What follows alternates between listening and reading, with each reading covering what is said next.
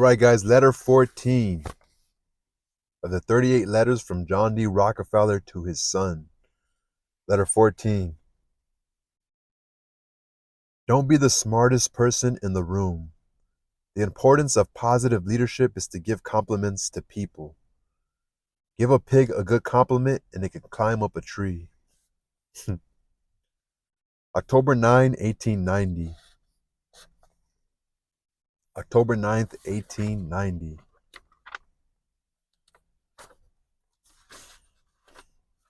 And this is 21 years at a different point. The letter 13 was written in 1911.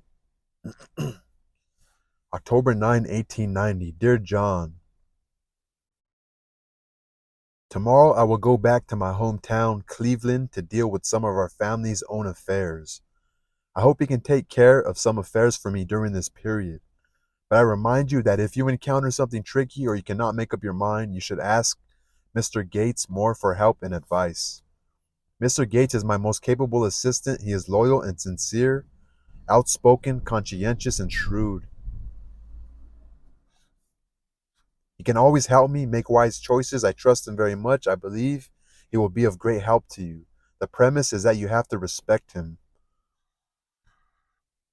Son, I know you are an outstanding graduate of Brown University and your knowledge of economics and sociology is excellent. However, you should be clear that knowledge is originally empty and useless knowledge is or and unless knowledge is put into action. So you should be clear that knowledge is originally empty and unless knowledge is put into action, nothing will happen. Moreover, the knowledge in the textbooks is almost all compiled by writers with theoretical knowledge, hence it is difficult to use it to help you solve practical problems. I hope you can get rid of your dependence on knowledge and learning. This is the key to your smooth journey in life. You need to know that learning itself is not very good. Learning must be used to make it work. To become a person who can use what you have learned, you must first become a person with practical ability. So where does the ability to practice come from? In my opinion, it is hidden in hardship.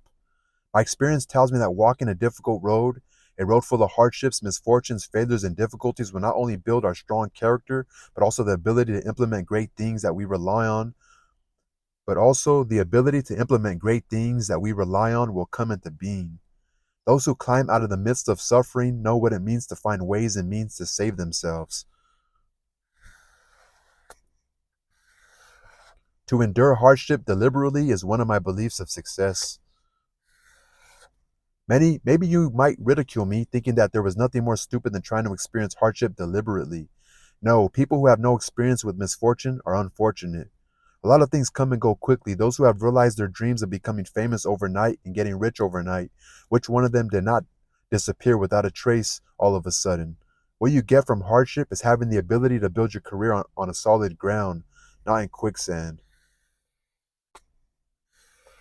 People must have foresight, and only after a long period of hardship can they have a long-term harvest. I believe you have discovered that since you came to work with me, I have not given you a heavy burden to choose. But this does not show that I doubt your ability. I just hope you are good at doing small things.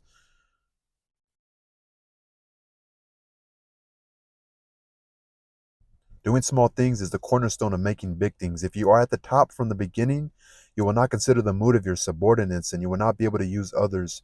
To survive and create achievements in this world, you must rely on manpower. That is the power of others. But you must start from doing small things to understand the mood of being a subordinate. When you take on a higher position one day, you will know how to let them contribute all of their work enthusiasm. Son, there are only two kinds of smart people in the world. One is one is smart people who use themselves, such as artists, scholars, actors. The other is smart people who use others, such as managers and leaders. The latter needs a special ability, the ability to grasp the heart.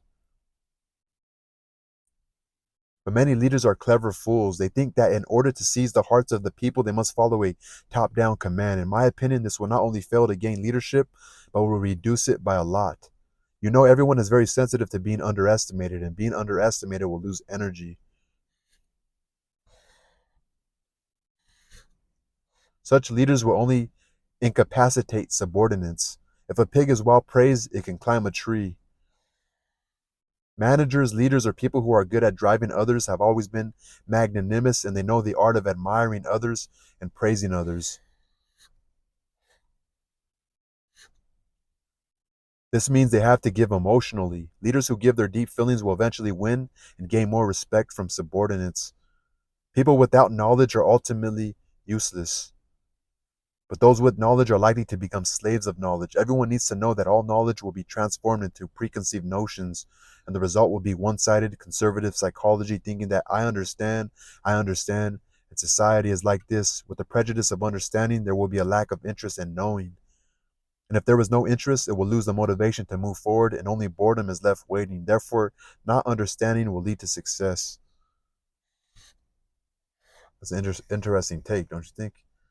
Not understanding. However, under the control of self esteem and sense of honor, many knowledgeable people always find it difficult to don't understand, as if asking others for advice, saying that they don't understand is a shameful thing, and even regard ignorance as a sin.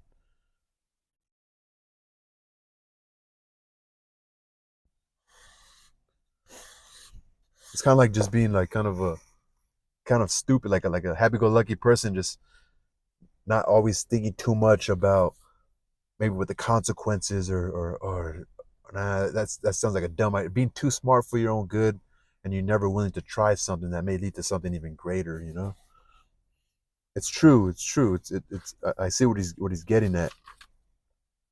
This is trying to be smart, and they will never understand this great motto. Every opportunity that we don't understand will become a turning point in our lives. A person who is smart is a fool, and a person who knows how to play a fool is really smart.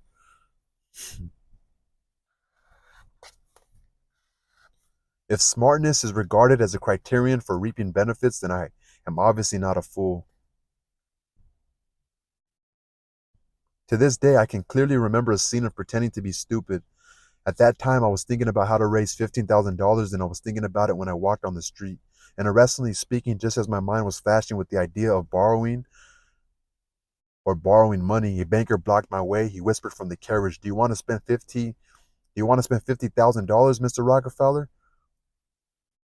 Am I lucky? I did not believe my ears even the slightest bit, but at that moment, I did not show even the slightest eagerness. I looked at the other person's face and told him slowly, "That's it. Can you give me 24 hours to think about it?" As a result, signed a loan contract with him on terms that were the most favorable to me.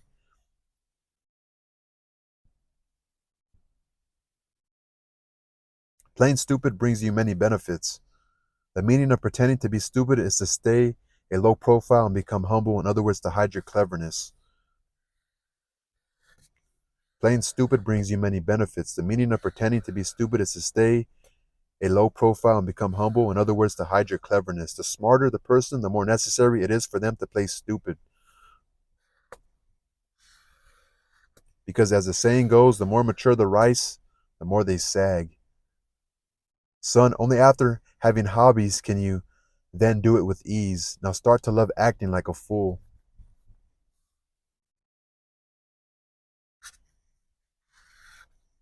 I expect that in the days when I am not around, it would be no easy task for you to face everything alone. But this is nothing. Let me wait before talking is the motto I always follow in business. Let me wait before talking is the motto I always follow in business. I always have a habit of thinking before making a decision. I always think and judge calmly. But once I make a decision, I will implement it without hesitation. I believe you can do it too. Love your father.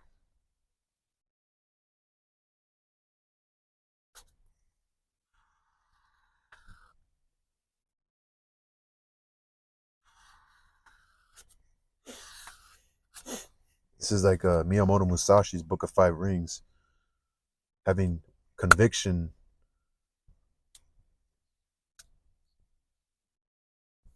making the decision, and going.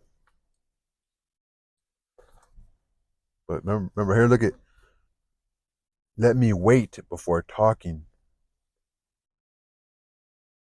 Have a habit of thinking before making a decision. Think and judge calmly. Once I make a decision, I will implement it without hesitation.